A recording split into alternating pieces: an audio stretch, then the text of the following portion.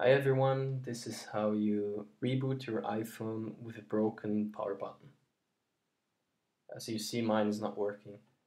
So you go to General, Settings, General, scroll down to Accessibility, scroll down again, then Assistive Touch, turn this on.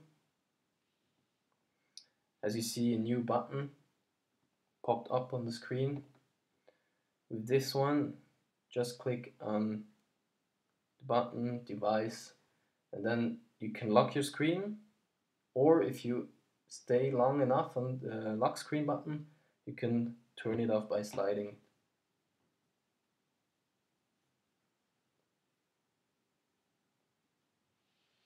Next step is connect your cable to a power outlet or your computer, plug it in,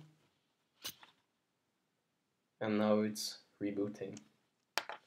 And that's it. Thank you for watching.